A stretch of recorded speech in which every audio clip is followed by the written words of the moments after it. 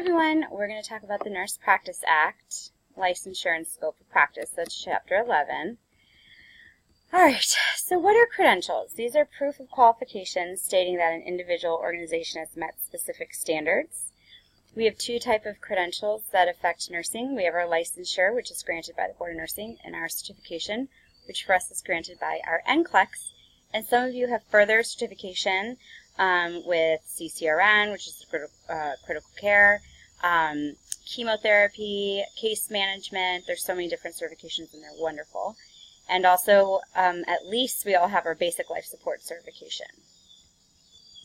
Professional licensure. This is a legal process by which an authorized authority grants permission to a qualified individual or entity to perform designated skills and services to a jurisdiction in which such practice would be illegal without a license.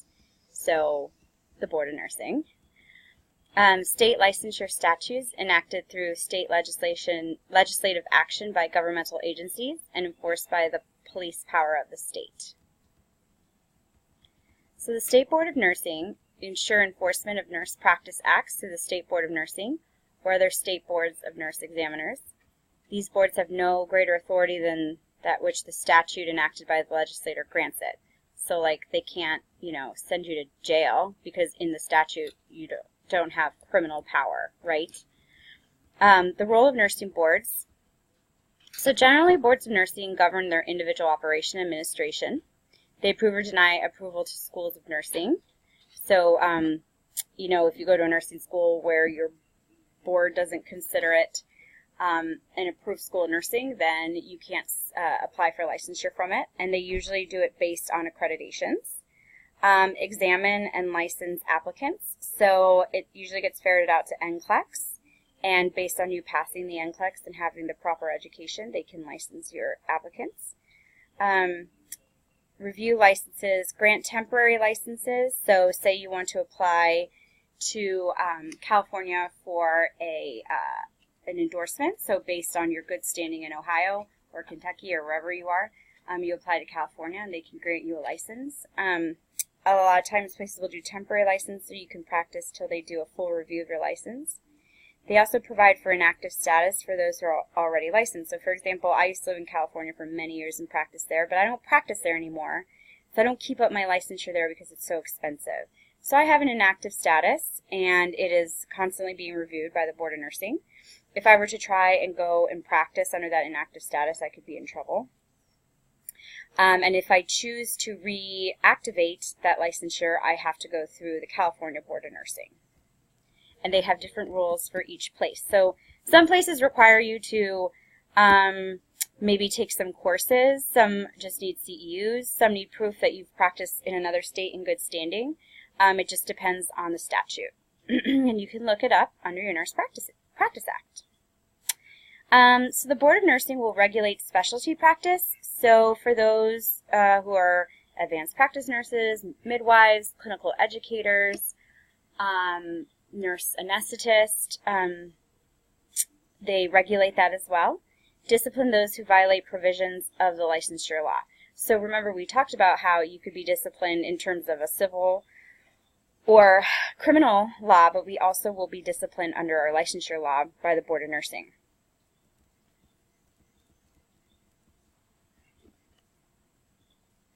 So boards are empowered by the law. The board's authority arises from various sources of the law. We have legislative, quasi-judicial, and administrative. Mandatory licensure requires that any person compensated as a member of a licensed profession obtain licensure prior to practicing actions of the profession. So what does that mean? So there's still some states where you could practice like as a student nurse and get paid as an RN right after you graduate. A lot of places are phasing that out. You have to have, if you're going to be paid as an RN and practice as an RN, you should have your licensure, or they make special provisions for that, right? So like I think it's Kentucky, they used to let you practice as a student nurse till your license went through. And there's going to be stipulations and limitations to it, but you want to do it in an official capacity. So a really good example is for those of you who want to go into advanced practice nursing, specifically NPs. Sometimes they'll be hired on as RNs, but get paid as the NP and see patients as an NP, but then like the doctor signs off on stuff. Technically, you could get in trouble for that if you're not being forthright with how you represent yourself. All states have mandatory licensure for RN. There's not one state that says you don't have to be licensed. There are exceptions to mandatory licensure depending on certain states. There's something called permissive licensure, and that regulates only the use of the title and does not protect the nursing actions. So, you know, if you were once licensed and you no longer practice, you can have permissive licensure to be, you know, Nurse Alice, and still go and speak to people about how great it is to be a nurse, but it doesn't protect you against any nursing actions. Institutional licensure. This is the process by which a state government regulates health institutions. It is an alternative to individual licensure. These institutions will regulate themselves. Advocates point to flexibility of practice, ability to be responsive to changing needs, and cost effectiveness. So institutional versus individual. Crucial differences between institutional and individual licensure are more philosophical than practical. Individual licenses reinforce the responsibility of the professional to the individual client rather than to the employer. Institutional licensure may allow nurses more flexibility and responsiveness to changing needs and may be more cost-effective. It protects the public at large, defines the practice of, gives guidance for, and sets standards for the nursing profession. The Practice Act affects all facets of nursing practice, and all states have mandatory nurse practice acts. The ANA published Model Act in 1980, another in 1990, National Council of State Boards of Nursing. The current American Nurses Association Model Nurse Practice Act incorporates the advanced nurse practitioner as well as the registered nurse. So when you look on your Nurse Practice Act, so I'll show you. Sorry. Let me show you Ohio because that's where I am. Ohio Nurse Practice Act.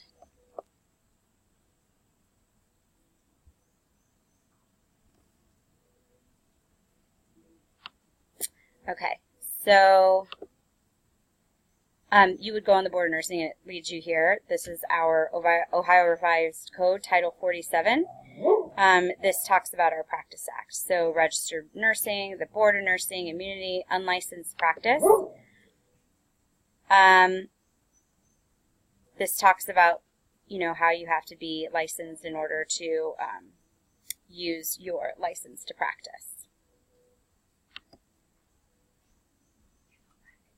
All nurse practice acts vary and are worded in general terms. They're not checklists. Nurses have to incorporate the Nurse Practice Act with their educational background, previous experience, institutional policies, and technological advancements. So, you know, all nursing schools incorporate the Nurse Practice Act. And policies and procedures from your work experience are going to include the Nurse Practice Act. So, for example, you're not going to have a legal policy at your hospital that exceeds the limits of your Practice Act. Advanced nurse practitioners and expand nursing roles are incorporated, allowing physicians and nurses to diagnose and treat patients within the respective realms of their discipline. And the definition of professional nurse varies somewhat state to state. Most are based on the ANA's definition. Nursing encompasses caring for ill, promoting health and the prevention of illness, and advocating for individuals, families, or populations. So if you look here, nurse definition.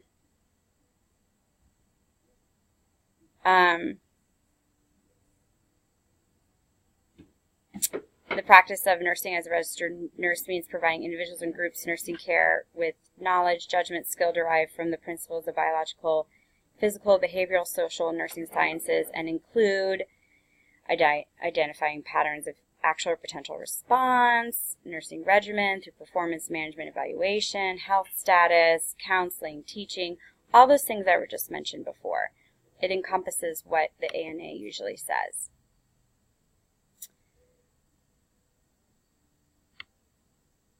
All right. Oops, sorry. Requirements for licensure.